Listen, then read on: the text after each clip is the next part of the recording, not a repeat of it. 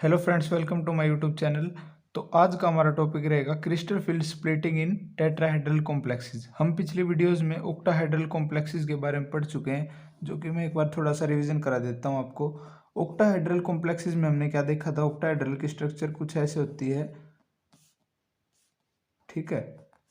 ये मैंने बताया था। इसके क्या होते हैं, जो ये चार होते हैं ना, along the axis, along the plane of x y या जेड, किसी भी एक एक्सिस के अलोंग होते हैं, और ये दो वाले भी जो है दूसरे एक्सिस के अलोंग होते हैं, ठीक है। तो इसमें क्या होता है, हमने पढ़ा था डी ऑर्बिटल जो होता है, डी ऑर्बिटल, उसके पांच पांच सब शेल्स होती हैं, ठीक है। ठीक है ना, 1 2 3 4 5, ठीक है। जो ये पांचों ऑर्बिटल्स हैं डी सब शेल के, तो इसमें जो d x y, d y z और डी जेड एक्स, जो ये तीन है, ये क्या है, ये along the in between the axis, sorry, in between the axis present होते हैं। और जो d x square minus y square और डी जेड स्क्वेयर होता है, वो अलोंग द एक्सिस प्रेजेंट होता है, ठीक है, अलोंग द एक्सिस। ये पिछली वीडियो में जो है मैं बता चुका हूँ already. Along the axis present होने के कारण, ligands along the axis present है, तो क्या होगा, वहां पर वो जो है स्प्लिटिंग उसकी ज़्यादा कर देगा, ठीक है। अब सेम डायरेक्शन में, अगर जिस डायरेक्शन में लिगेंड है उसी डायरेक्शन में हमारे ऑर्बिटल्स प्रेजेंट हैं, तो उनकी एनर्जी क्या हो जाती है, इंक्रीज हो जाती है, क्योंकि रिपेल कर देते हैं लिगेंड्स ऑर्बिटल्स को। तो जिनकी एनर्जी बढ़ेगी वो कौन से होंगे, वो दो ऑर्बिटल होंगे जो कि अलोंग द एक्सिस प्रेजेंट है, ठीक है, क्योंकि अलोंग द एक्सिस पे लिगेंड प्रेजेंट है। और जो तीन है बाकी के, उनकी एनर्जी क्या है, उतनी ही डिक्रीज हो जाएगी जितनी इनकी बढ़ेगी। ये हमने पढ़ा था पिछली वीडियो में। इसको हमने कहा था T2G, इसको हमने बोला था EG, ठीक है। इसकी एनर्जी घटेगी 0.4 डेल्टा O और उसकी बढ़ जाएगी 0.6 डेल्टा O, ठीक है। ये याद कैसे रखा था हमने, देखिए दो की एनर्जी कितनी घटी है कितनी बढ़ी है, वो पता लगाने के लिए 2/5 करेंगे ना हम, तो ये क्या आ जाएगा 0.4। तो जितनी इसकी बढ़ेगी उतनी ही इनकी घट जाएगी, तो इसलिए नीचे क्या आ गया, माइनस का 0.4 डेल्टा O। माइनस का साइन किस लिए लिया गया, क्योंकि एनर्जी डिक्रीज हुई है, ठीक है। तो ये बात थी ऑक्टाहेड्रल के केस में। अब बात आती है टेट्राहेड्रल कॉम्प्लेक्सेस की। तो टेट्राहेड्रल कॉम्प्लेक्स के अंदर सबसे पहली बात तो इसका कोऑर्डिनेशन नंबर क्या होता है, कोऑर्डिनेशन नंबर 4, ठीक है। ऑक्टाहेड्रल का कोऑर्डिनेशन नंबर था 6, तो इसका होता है 4। अब टेट्राहेड्रल की हमने स्ट्रक्चर पढ़ी है, कैसी होती है, कुछ इस तरह से होती है, ठीक है। ये 3 डायमेंशनल स्ट्रक्चर है, जिसके अंदर एंगल जो है 109 डिग्री 28 मिनट का होता है। ये पूरा हमने जो है छोटी क्लासेस में पढ़ा हुआ है। कार्बन जितने भी, जैसे कि CH4, मीथेन है, कार्बन के कंपाउंड्स है, डायमंड है, ये सारे क्या हैं, टेट्राहेड्रली जॉइंट होते हैं, ठीक है। तो 109 डिग्री 28 मिनट का एंगल होने के कारण जो है ये exactly in between the axis present नहीं होते। देखिए, अगर हम बात करें, एक स्क्वायर बनाए हम और उस स्क्वायर के अंदर डायगोनल्स बनाए, तो ये क्या है, ये exactly in between the axis present है, ठीक है। ये एक्स एक्सिस मान लीजिए, ये वाई मान लीजिए, तो ये इन बिटवीन द एक्सिस प्रेजेंट है। लेकिन ये लिगेंड्स क्या होते हैं, थोड़ा सा अलग से प्रेजेंट होते हैं, ठीक है। तो अलग से प्रेजेंट होने के कारण जो क्रिस्टल फील्ड स्प्लिटिंग है, क्रिस्टल फील्ड स्प्लिटिंग टेट्राहेड्रल के केस में वो कम होती है, किससे, ऑक्टाहेड्रल की स्प्लिटिंग से। उसका रीजन क्या है, टेट्राहेड्रल के केस में ligands in between the axis present तो होते हैं, लेकिन बिल्कुल ही सेंटर, जैसे कि हम स्क्वायर में बात करें तो डायगोनल जो होता है ना, वो exactly in between the axis होता है। लेकिन यहाँ पे ये exactly in between the axis नहीं होते, थोड़ा सा, मतलब ये लगा लीजिए आप, एक्सिस यहाँ से जाएगा, ठीक है। ये हमारा क्या हो गया, इन बिटवीन द एक्सिस हो गया, ये एक्स एक्सिस है, ये वाई एक्सिस है, तो इन बिटवीन द एक्सिस होगा यहाँ से। तो ये exactly in between the axis नहीं होते, लेकिन लिगेंड्स की डायरेक्शन में तो आते हैं, ठीक है। तो इसलिए इसकी क्रिस्टल फील्ड स्प्लिटिंग टेट्राहेड्रल की कम होती है हमेशा, किससे, ऑक्टाहेड्रल से। और ये हम रिलेशन में बता सकते हैं, जो टेट्राहेड्रल है उसकी क्या होगी, 4/9 होगी ऑक्टाहेड्रल से, ठीक है। जो टेट्राहेड्रल की क्रिस्टल फील्ड स्प्लिटिंग होगी वो 4/9 होगी ऑक्टाहेड्रल से।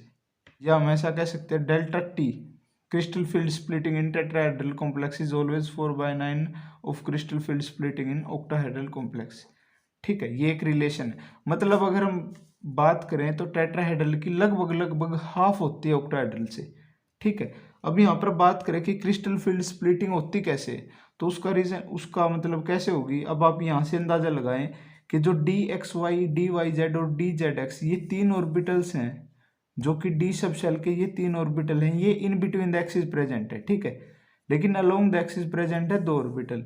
अब यहाँ पे लिगेंड्स कहाँ पे प्रेजेंट है, इन बिटवीन द एक्सिस। हाँ, exactly in between the axis नहीं है, लेकिन है तो इन बिटवीन द एक्सिस ही ना।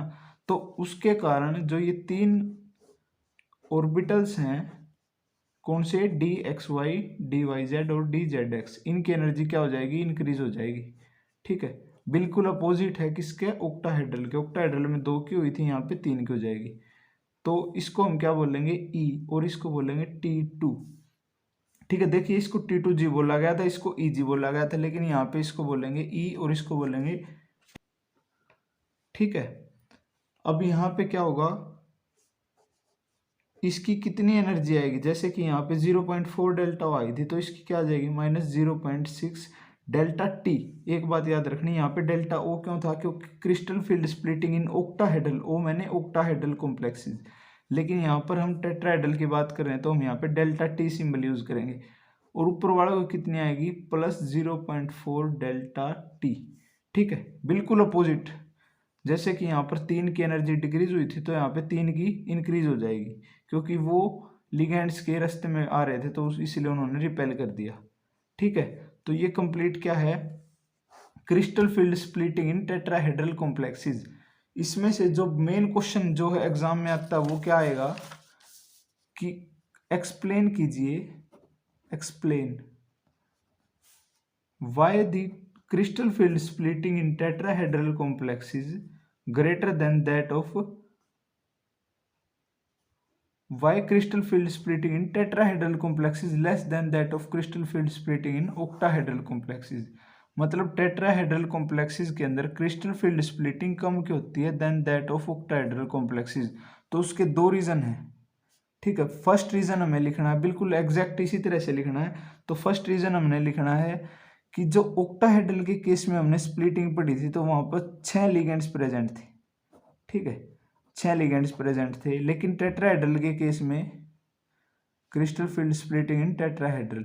ठीक है, टेट्राहेड्रल के केस में क्या हो रहा था, ओनली 4 लिगेंड्स प्रेजेंट है। ठीक है, अब हमें पता है जितने ज्यादा नंबर ऑफ लिगेंड्स होंगे, नंबर ऑफ लिगेंड्स, जितने ज्यादा नंबर ऑफ लिगेंड्स होंगे उतने ही ज्यादा क्रिस्टल फील्ड स्प्लिटिंग होगी। तो यहाँ पे अमाउंट किसकी कम पड़ रही है, टेट्राहेड्रल के केस में लिगेंड्स की अमाउंट कम पड़ रही है, तो यहाँ पे क्या होगा, क्रिस्टल फील्ड स्प्लिटिंग जो है कम हो जाएगी। और दूसरा रीजन क्या रहेगा हमारा, ऑक्टाहेड्रल के केस में जो क्रिस्टल फील्ड स्प्लिटिंग थी ना, वो क्या थी, ज्यादा थी। क्यों थी ज्यादा, क्योंकि जो लिगेंड्स प्रेजेंट थे ना, जो लिगेंड्स प्रेजेंट थे हमारे, वो अलोंग द एक्सिस प्रेजेंट थे, अलोंग द एक्सिस। मतलब जहां पर लिगेंड प्रेजेंट थे वहीं पे एग्जैक्टली बिल्कुल वहीं पे जो हमारे क्या थे, ये हो गया हमारा ऑक्टाहेड्रल का कॉम्प्लेक्स। ठीक है, तो ऑक्टाहेड्रल की जो ज्योमेट्री है इसमें क्या है, ये वाले जो हैं अलोंग द प्लेन, और ये वाले भी बिल्कुल exactly along the axis present है। लेकिन टेट्राहेड्रल के केस में क्या है, वो exactly in between the axis present नहीं है, exactly in between the axis present नहीं है। मैंने बताया थोड़ा सा, मतलब अगर हम बात करें, देखें, अगर ये है हमारा स्क्वायर, तो ये जो होता है ना, ये होता है इन बिटवीन द एक्सिस, ये एक्स एक्सिस है, ये वाई एक्सिस है। तो इन बिटवीन द एक्सिस क्या है, ये वाला, ये डायगोनल है ना, जो ये इन बिटवीन द एक्सिस है।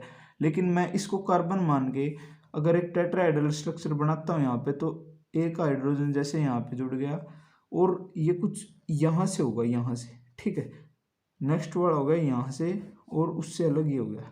मतलब along the in between the axis तो होते हैं, लेकिन exactly in between the axis नहीं होते, जिसके कारण जो स्ट्रेंथ है, स्ट्रेंथ होती है रिपल्शन की, स्ट्रेंथ ऑफ रिपल्शन, ठीक है, वो क्या हो जाती है, डिक्रीज हो जाती है। और उसकी अमाउंट मैंने बता दी कितनी घटेगी, वो जो डेल्टा टी है वो लगभग हाफ होता है किसके, डेल्टा ओ के। और एग्जैक्ट मैं बात करूँ कितना होता है, तो delta T is equal to 4/9 delta O.